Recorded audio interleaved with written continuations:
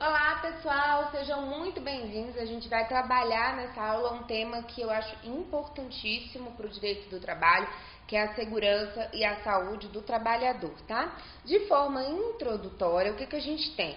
A gente tem lá na Constituição, no artigo 7º, a previsão de que são direitos dos trabalhadores, dentre outros que visem a melhorar a melhora ali da sua condição social, o adicional de insalubridade, periculosidade e penosidade, na forma da lei. Como é uma norma constitucional de eficácia limitada, a gente precisa de uma lei que regulamente esses três adicionais. Atualmente, nós temos a regulamentação só da insalubridade e da periculosidade. Portanto, nós não temos hoje regulamentação para o adicional de penosidade, só insalubridade e só periculosidade. O meio ambiente do trabalho, ele é extremamente protegido pela Constituição Federal e não haveria ser diferente, porque o trabalhador, ele coloca a sua saúde em risco em prol da atividade do empregador. Então, nós veremos aqui nessa aula a insalubridade e a periculosidade, ok? Dois conceitos muito importantes, os adicionais são bastante cobrados e vamos falar um pouquinho de acidente de trabalho. Apesar dele estar na legislação previdenciária, o acidente de trabalho ele é tratado pela Lei 8.213, nós vamos trabalhar um pouquinho o acidente de trabalho porque tem tudo a ver com o meio ambiente de trabalho e costuma sim ser cobrado nas audiências trabalhistas. Nós já falamos de acidente de trabalho lá na aula de estabilidade, ok? Mas a gente relembra aqui o conceito. Vamos primeiro falar um pouquinho sobre o adicional de insalubridade e periculosidade, que são os dois regulamentados aqui pela CLT. O que eu quero que você perceba primeiramente? A diferença entre os dois adicionais. Enquanto o adicional de insalubridade, ele visa de fato retribuir um prejuízo efetivo à saúde do trabalhador, o adicional de periculosidade, ele visa, na verdade, retribuir o risco ao qual o trabalhador está exposto. Então, um indeniza o dano efetivo à saúde e o outro indeniza o risco ao qual o empregado está exposto. São adicionais diferentes, que têm valores diferentes, bases de cálculos diferentes, ok?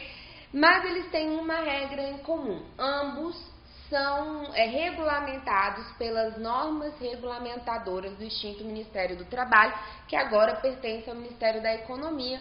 E nós temos duas NRs importantes. Vamos fazer um esqueminha aqui? Vem para a tela comigo. Eu quero fazer um esqueminha com você sobre o adicional de insalubridade e periculosidade, tá? Vamos fazer aqui, ó, primeiro a insalubridade e a periculosidade, ok? A gente vai começar aqui pela insalubridade, ok? Primeira coisa que você tem que lembrar é que a insalubridade, ela é regulamentada, eu vou até colocar aqui de outra cor.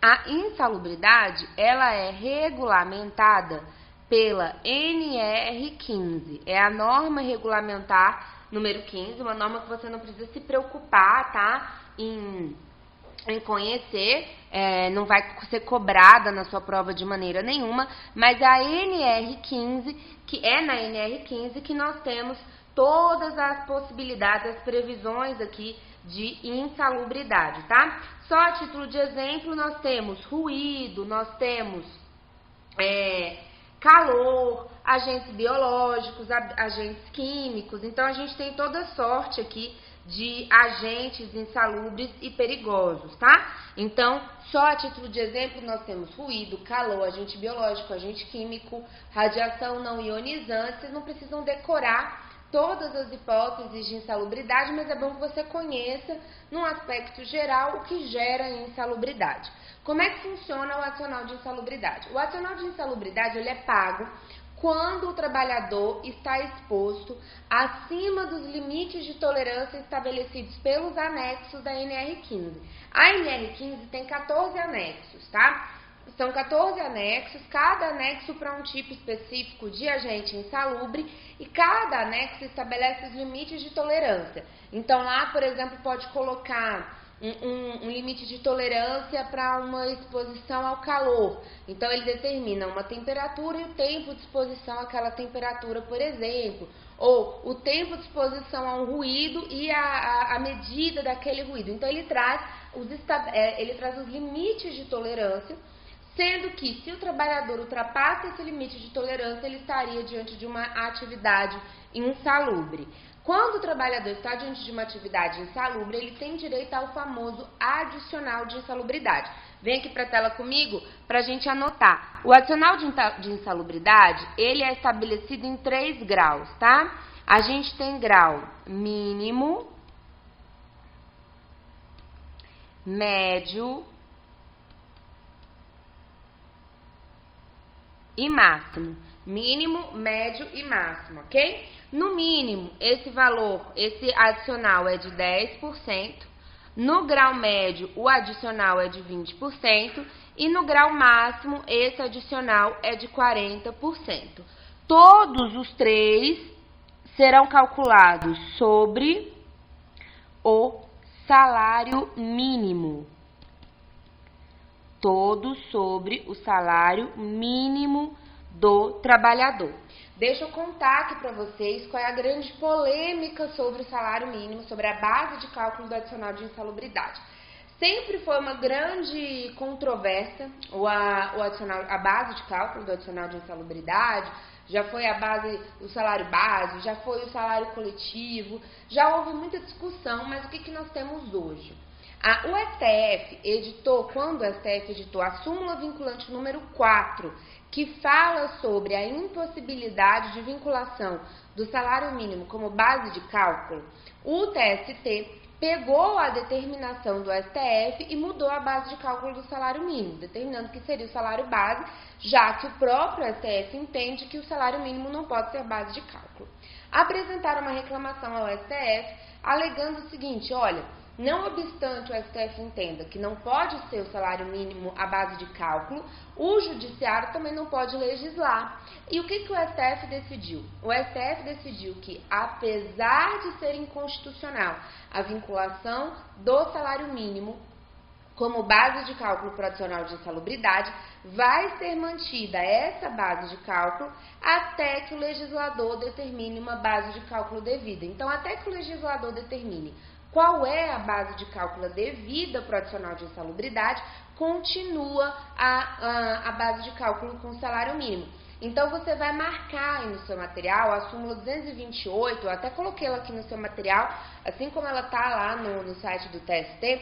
No material de vocês eu coloquei todos os artigos e todas as súmulas, então leiam o material, eu não vou ler todos os artigos nem todas as súmulas, para a gente não ficar aqui lendo e lendo, mas dê uma olhada nesse material. Vocês vão reparar que no cabeçalho da súmula 228 do TST está escrito súmula suspensa.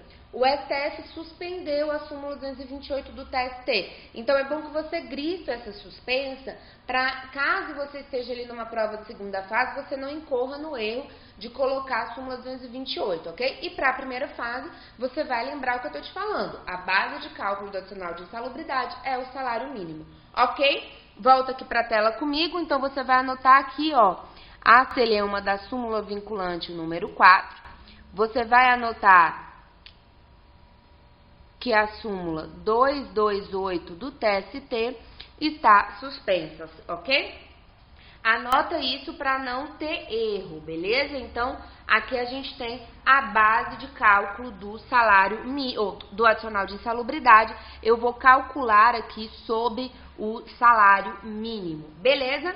Quero anotar aqui, se vocês quiserem anotar aqui também, o grau e as porcentagens estão no 192 da CLT, que está aí no seu material, tá? Vamos colocar aqui quais são, mais para ilustrar, porque dificilmente a OAB coloca isso, tá?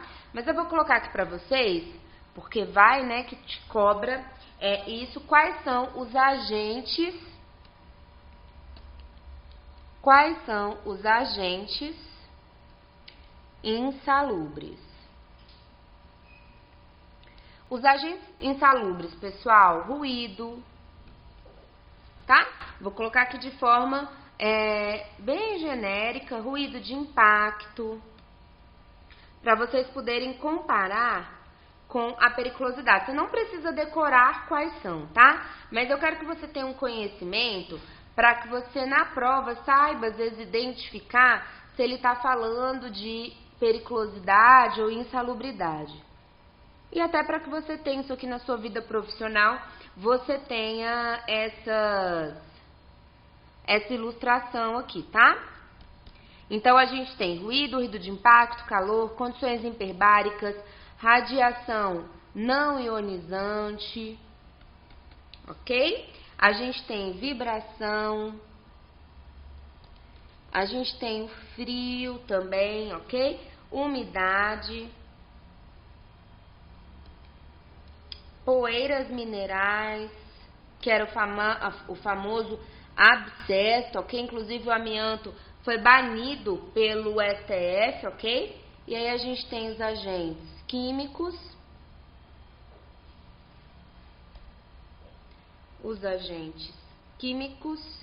e os agentes biológicos, ok? Então, aqui seriam os nossos agentes insalubres que estão todos lá na NR15. Observações que estão na súmula sobre o adicional de insalubridade. O EPI, que é o equipamento de proteção individual, ele pode ou não neutralizar a insalubridade. Como assim? Primeira coisa, não basta que o empregador forneça o equipamento de proteção individual para o empregado. Ele tem que fornecer e fiscalizar o uso.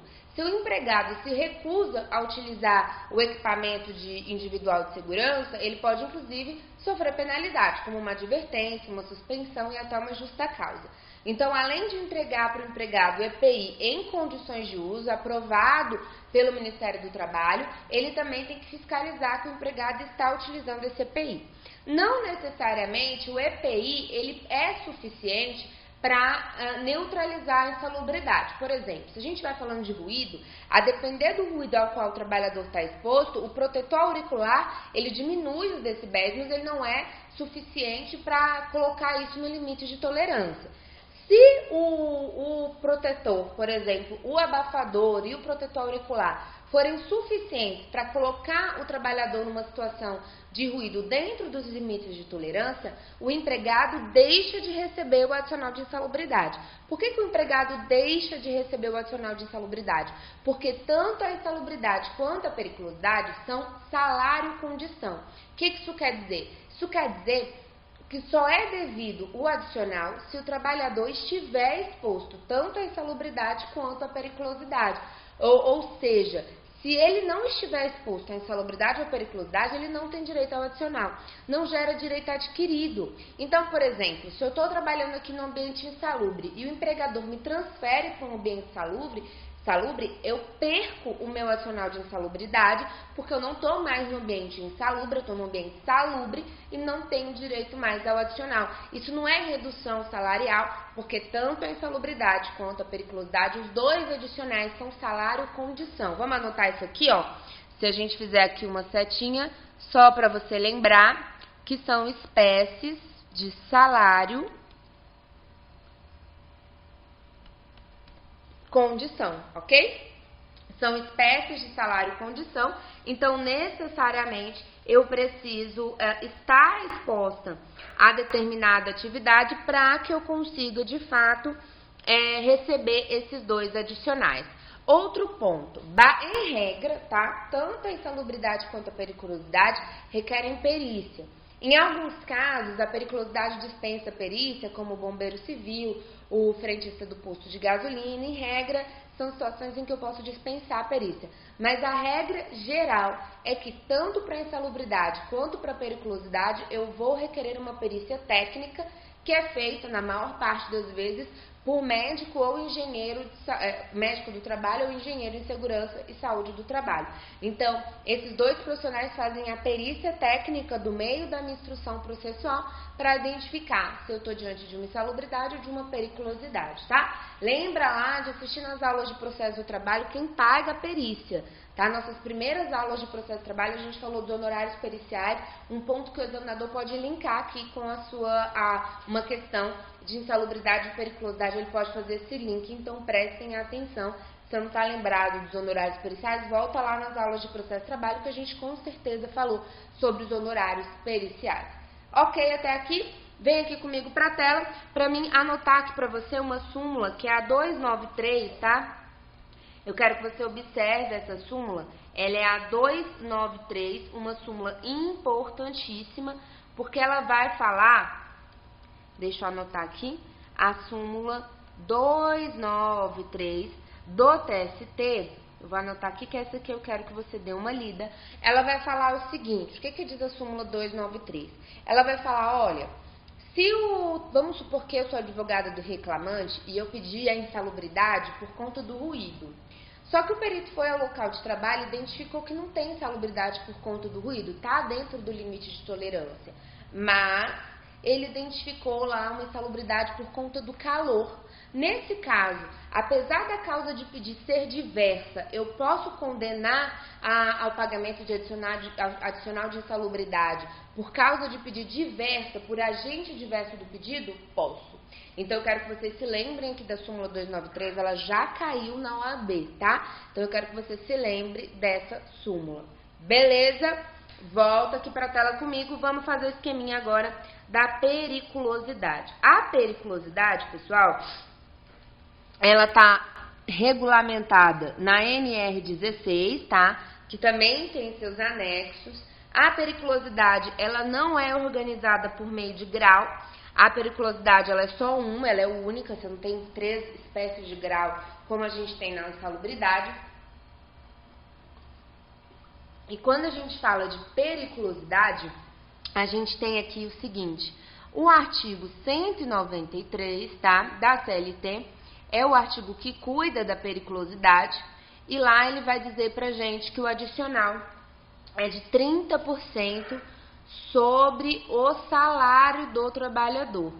Aqui eu tenho uma base de cálculo diversa, ok? Então, será de 30% sobre o salário do trabalhador. Aqui a gente não está falando de salário mínimo, tá? Salário do trabalhador.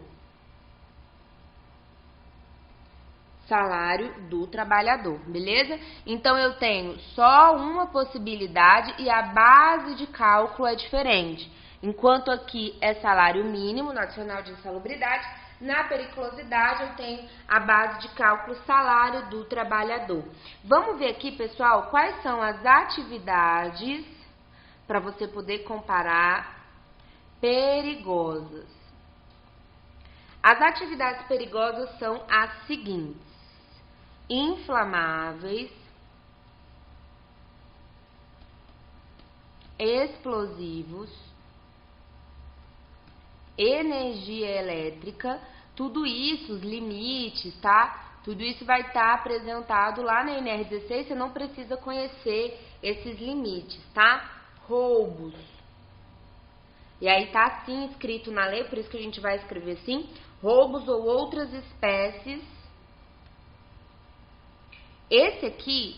Essas atividades, as perigosas, eu já sugiro que você saiba porque elas estão na CLT. Diferente aqui das insalubres que estão na NR15, as da periculosidade estão na CLT, então eu sugiro que você anote porque isso cai na prova, tá? Ou outras espécies de violência, roubos ou outras espécies de violência física nas atividades de segurança pessoal ou patrimonial. Nas atividades de segurança patrimonial. Coloque aí no seu caderno, tá? Porque essas atividades aqui, as perigosas, eu vou até colocar um asterisco, essas aqui eles cobram, tá? Então aqui eu acho que você tem que conhecer, sim, essa questão. Aqui a gente tem mais duas, as atividades com motocicleta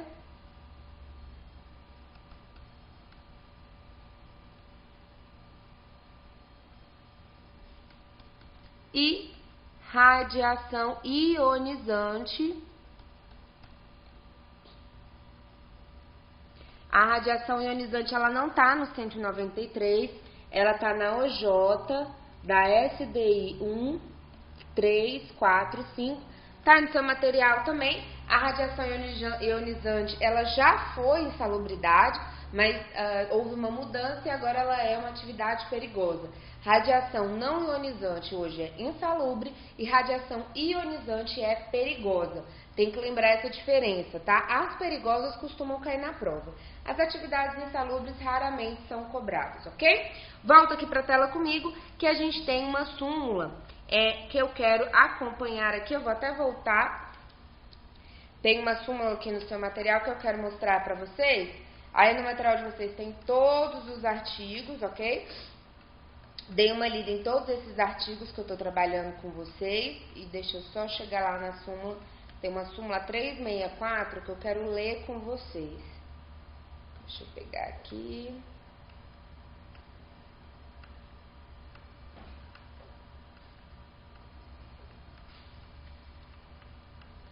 Aqui.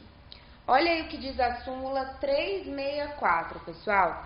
Adicional de periculosidade, exposição eventual permanente, ok? Tem direito ao adicional de periculosidade o empregado exposto permanentemente ou que de forma intermitente sujeita-se a condições de risco indevido apenas quando o contrato dá-se de forma eventual, assim considerado o fortuito ou o que, sendo habitual, dá-se por tempo extremamente reduzido. A literalidade dessa súmula cai demais. Olha só, quando a gente fala de adicional de periculosidade, o que eu quero que você entenda? A exposição permanente ou intermitente, deixa eu arrumar aqui, ou intermitente, essas duas aqui, tanto a permanente quanto a intermitente, terão direito a adicional. Nessas aqui, haverá adicional, ok? Nas atividades em que você tem um contato eventual, ok? Ou mesmo que habitual, né? Aqui o eventual ele entende que é o fortuito. Então você tem que ter cuidado com esses adjetivos que podem aparecer na sua prova. A atividade eventual, que ele chama, a própria súmula chama de fortuito, ou mesmo que habitual,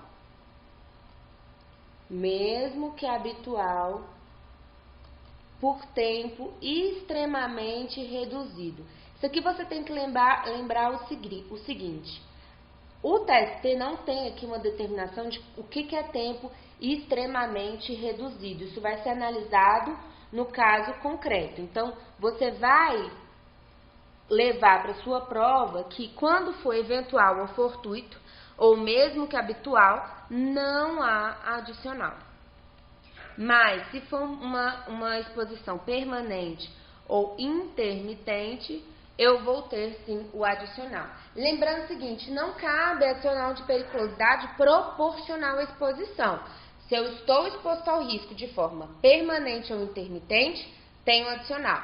Se eu estou exposto a um perigo, risco, algum desses que a gente listou aqui, estiver ali condizente com os limites da NR16, eu não vou ter direito só se a minha exposição for fortuita, né, eventual ou fortuita, ou mesmo que habitual eu esteja ali exposta por tempo extremamente reduzido. Então tem que lembrar, deixa eu anotar aqui para vocês, súmula 364 do TST, tá? Súmula importante, ok? Súmula importante. A gente tem aqui a 447 também, que a gente poderia citar, que vai deixar bem claro que os tripulantes que estão ali a bordo da aeronave, enquanto você está abastecendo, também não vão ter direito ao adicional de periculosidade, mas basicamente o que está na tela que é o mais importante. Para a gente fechar insalubridade e periculosidade, vamos colocar aqui uma observação muito importante. Não não é possível a acumulação dos dois adicionais.